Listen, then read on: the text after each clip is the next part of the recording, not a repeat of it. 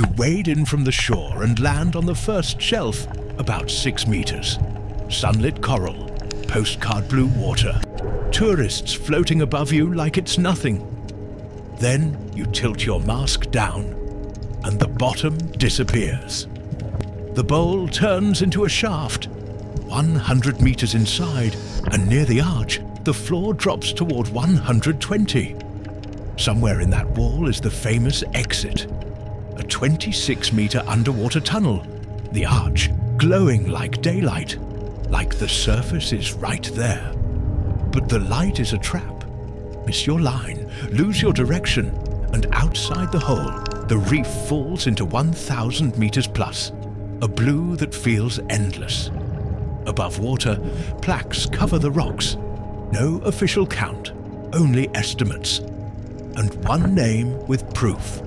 Yuri Lipsky, sinking to 115 meters on camera, while the sea stays calm.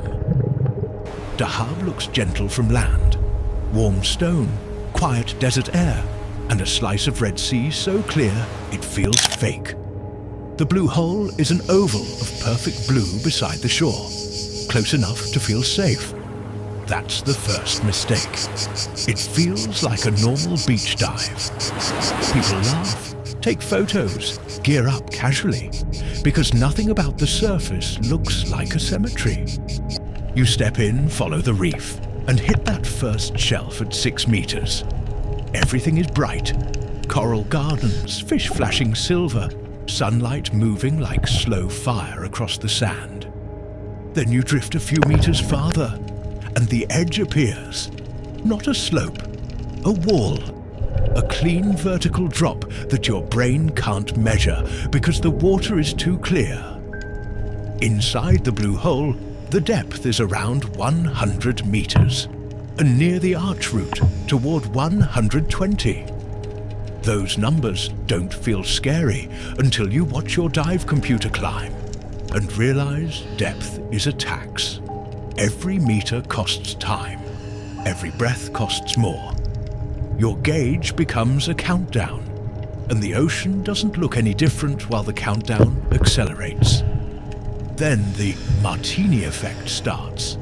Nitrogen narcosis. It's subtle at first. A tiny delay between thought and action. Like your mind is wrapped in cotton. You don't feel panic. You feel confident. That's the danger. Confidence at depth is not comfort. It's distortion. And that's when you notice the glow in the wall. The arch. A 26-meter tunnel that connects the hole to open sea. On diagrams, it's a clean line, an easy exit. In real life, it's a bright cut in the blue that looks like daylight. Your brain labels it up, even when it isn't. This is the light trap moment. The opening seems close. The water seems easy. So you push. Direction becomes guesswork. One wrong angle, and you don't swim through the exit, you drift below it. And because the visibility is perfect, the mistake feels harmless. Right until you check the numbers. Outside the hole, the world falls away. Past the edge, the reef can drop into 1,000 meters plus of open sea. An ocean cliff where down stops having a bottom you can imagine. Miss the exit, and that drop starts to feel like gravity. The blue looks infinite, and infinity underwater is terrifying because it doesn't look like a threat. It looks like space. This is why Yuri Lipsky's story won't die. 2,000. A camera running, a descent that starts controlled and quiet. The footage is famous because nothing attacks him. No monster, no collapse, no sudden darkness. The water stays clear, the wall stays beautiful. And then the catastrophe happens anyway, inside a scene that still looks peaceful. You see it in the way control breaks, the wall sliding past faster, the depth numbers climbing too quickly, the last decisions turning sloppy. At around 115 meters, the ocean doesn't change color to warn him. It doesn't get angry. It doesn't even get loud. It simply keeps its perfect blue, while his options vanish. Freediving adds a second kind of silence. No tank, no bubbles, just a body negotiating oxygen. The nightmare isn't only depth, it's the return. Shallow water blackout can hit near the surface when the finish line is visible. That's why research tracks hypoxia patterns, even using underwater tools like pulse oximetry. Because a person can look fine right until the brain switches off in a blink.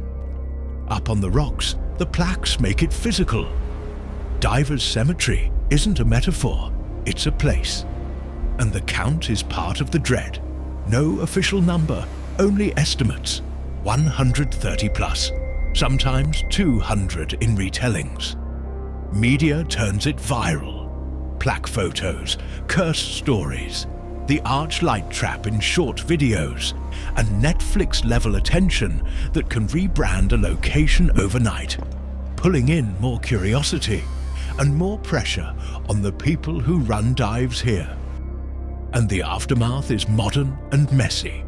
Stricter warnings, access rules, liability and insurance pressure, gear built for depth stress, camera housings, regulator performance, gas density realities, plus the constant fight to protect the Red Sea Reef from tourism damage. Yet the Blue Hole remains the same, a bright, beautiful oval that doesn't look like it wants anything from you until you go a little deeper than your plan. If you felt that invisible countdown tightening, hit like and subscribe to Off the Map, because this channel is where nature doesn't chase you, it waits. And when you leave Dahab, the blue doesn't fade, it just changes its color. Next, Hormuz Island, Iran, Red Beach. A shoreline that looks like the sea is bleeding in daylight, where the sand turns crimson, the waves stain the rocks, and the island's beauty feels almost wrong.